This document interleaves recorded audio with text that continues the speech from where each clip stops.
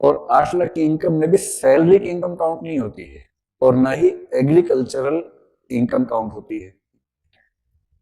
बहुत रोचक बात है, एक मिस्टेक है दरअसल ये। जो नियम आए थे 1993 के, उसमें एक लैंग्वेज थी, एक लाइन थी, उस लाइन की ऐसी व्याख्या कर दी गई है जिसका व्यावहारिक मतलब क्या है। अगर पेरेंट्स सरकारी नौकरी में तो अलग बात है, मैं बाकियों की बात कर रहा हूँ।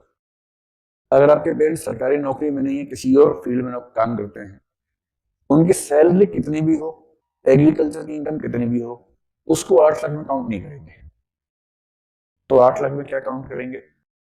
रेंट की इनकम हो सकती है, इंटरेस्ट हो सकता है, प्रोफेशनल इनकम हो सकती है, प्रॉफिट हो सकता है, ये सारी इनकम हो सकती है। ध्यान रखिए, यदि आपके पेरेंट्स सरकारी नौकरी में नहीं है तो उनकी सैलरी और एग्रीकल्चरल इनकम छोड़कर अगर 8 लाख है, पूरी कोशिश की भारत में कोई बाहर ना निकले इससे, तो क्रीमी लेयर में नहीं आएंगे। और इसलिए जिसके पेरेंट्स सरकारी नौकरी में नहीं है, आमतौर पर वो क्रीमी लेयर में आता भी नहीं है। बहुत रेयर एग्जाम्पल होगा कि कोई बड़ा बिजनेस है, बहुत बड़ा बिजनेस है तो अलग बात है, वरना कैसे होगा, समझिए।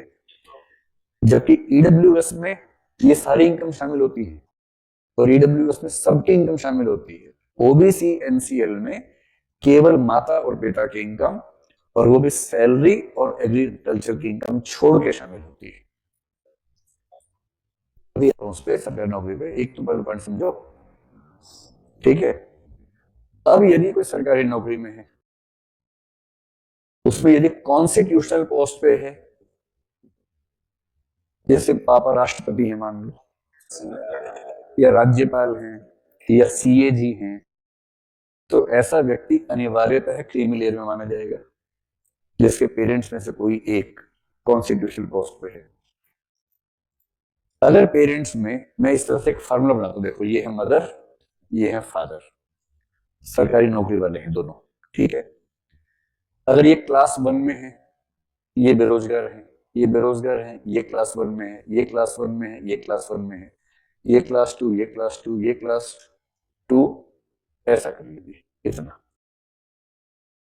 अगर इनमें से कोई भी कॉम्बिनेशन है तो ये व्यक्ति क्रीमी लेयर में रहेगा। सरल भाषा में, अगर माता पिता में से कोई एक क्लास 1 जॉब में है या दोनों क्लास 2 जॉब में है, तो उनका बच्चा क्रीमी लेयर में ही माना जाएगा, चाहे वेतन कितना भी हो, चाहे वेतन 8 लाख से कम हो, चाहे वेतन 8 लाख से ज्यादा हो, वेतन से कोई मतलब नहीं है। स्पष्ट हुआ? कोई एक पेरेंट क्लास 1 में या दोनों पेरेंट क्लास 2 में अगर हैं तो।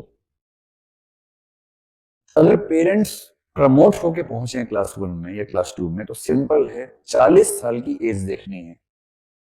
अगर पेरेंट 40 साल की एज से पहले क्लास 1 में आ गए थे तो क्लास 1 ही माने जाएंगे।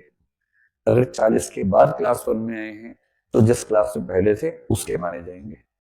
तो 40 साल की एज वो कट ऑफ एज है जहां से तय करते हैं कि उनको हम किस कैटेगरी से मानेंगे, किस क्लास की सर्विस में मानेंगे।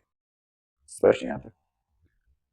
अगर दोनों पेरेंट्स क्लास 3 में हैं, या एक 3 में है, एक 4 में है, या दोनों 4 में है, क्लास 3 क्लास 4, इनकम चाहे कितनी भी हो, ये नॉन क्रीमी लेयर ही माने जाएंगे। अगर दोनों पेरेंट्स क्लास 3 या क्लास 4 में कहीं भी हैं, तो कितनी भी इनकम हो, दोनों की मिला के इनकम मान लीजिए 10 लाख भी हो रही हो, तो भी क्रीमी लेयर नहीं माना जाएगा, नॉन क्रीमी लेयर ही माना जाएगा। यहां तक स्पष्ट है एकदम? अब एक स्थिति बची कि मान लो एक पेरेंट क्लास 2 में है तो दूसरा पेरेंट कुछ और करता है, कुछ और करता है। तो यदि एक पेरेंट क्लास 2 में है तो इसके बेस पे फैसला नहीं होगा, उस केस में इनकम मदर की भी, मतलब दूसरे पेरेंट की भी इनकम वगैरह मिला के क्लब करके देखेंगे कि क्या स्थिति बनती है। आमतौर पे जो ओबीसी में है, लगभग वो सभी नॉन क्रीमी लेयर में होते हैं, क्योंकि कितने लोग हैं जिनके पेरेंट्स क्लास 1 जॉब में हैं या दोनों पेरेंट्स क्लास 2 जॉब में हैं, ऐसे लोग कितने हैं? कम ही है। और इस वजह से, और वो भी ओबीसी में, एससी एसटी में फिर भी ऐसे परिवार ज्यादा हैं, ओबीसी में ऐसे परिवार थोड़े कम ही हैं। जी, अब पूछिए। अब मेरी तरफ से बात पूरी हो गई, आपको जो पूछना पूछ लीजिए। जैसे आईएएस बनेंगे, आईएएस क्लास 1 है। इस सिविल सर्विस में केवल 2-3 नौकरियां क्लास 2 की हैं, बाकी सब क्लास 1 है। क्लास 2 में कौन सी है? DANICS, DANIPS, Pondicherry civil service, Pondicherry police service, arm forces headquarter service और एक सीएसएस सेंट्रल सेक्रेटरी सर्विस। ये 6 नौकरियां क्लास 2 हैं, बाकी 19 क्लास 1 जॉब्स हैं यहाँ पर। क्लास 1 का मतलब एंट्री लेवल, जो हाईएस्ट एंट्री लेवल होता है, जो असिस्टेंट कमिश्नर का रैंक होता है, वो क्लास 1 होता है। गस्टिक तो क्लास 2 भी होते हैं। जैसे पीसीएस से जाएंगे तो वो जनरली क्लास 2 की जॉब्स हैं। पीसीएस के नीचे वाले जो एग्जाम है, जैसे इंस्पेक्टर वगैरह है, सीजीएल वगैरह, वो क्लास 3 मान लीजिए, और जो सबसे नीचे है पियोन और वो सब क्लर्क, वो सब वो क्लास 4। पीसीएस की जो ऊपर की पोस्ट है वो सारी क्लास 2 में आती है। लोअर पीसीएस एक बार देखना पड़ेगा रैंकिंग क्या है, लेकिन पीसीएस क्लास 2 में।